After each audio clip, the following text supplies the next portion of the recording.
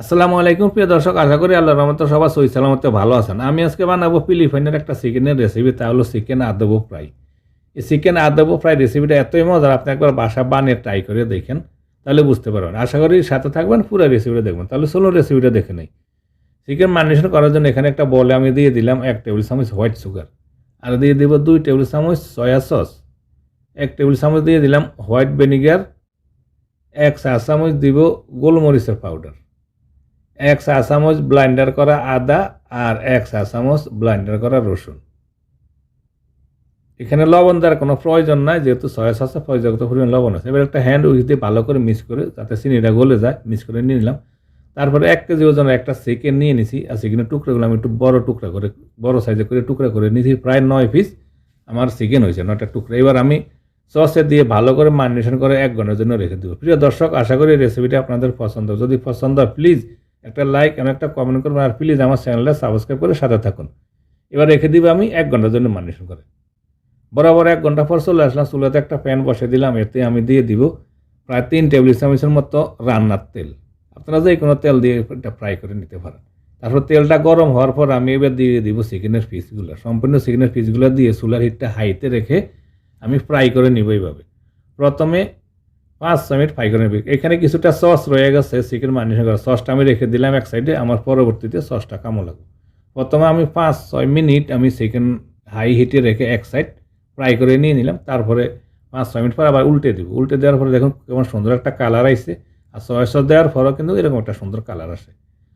উল্টে দিয়ে অপর সাইডটা আমি 5-6 মিনিট এইভাবে একটু ফ্রাই করে নিয়ে নিলাম। এবার আমি চিকেনগুলো সম্পূর্ণ উঠে নিয়ে নিব। সম্পূর্ণ চিকেনগুলো উঠে নেওয়ার পরে আমি এই প্যানের থেকে কিছুটা তেল কমিয়ে নিব। কিছুটা তেল কমিয়ে নিলাম, আর চিকেন ফ্রাই করার যে একটা ফোড়া ফোড়া দাগ লাগিয়ে আছে, এটা থাকুক, এটাতে কিন্তু কালার আইব। তারপর আমি এতে দিয়ে দিলাম 2টা তেজপাতা আর একটা পেঁয়াজ কুচি। এবার পেঁয়াজটা আমি প্রায় 2-3 মিনিটের মতন জাস্ট একটু হালকা কালার করে নিব। হালকা কালার করে নিব, বেশি কালার করার প্রয়োজন নাই। 2-3 মিনিট ফ্রাই করে হালকা বাদামি কালার করে নিয়ে নিলাম।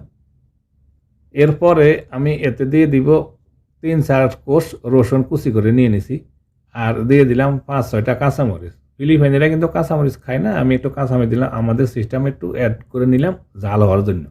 আবার আমি 2 মিনিটের মধ্যে একটু ফ্রাই করে একটু নরম করে নিলাম।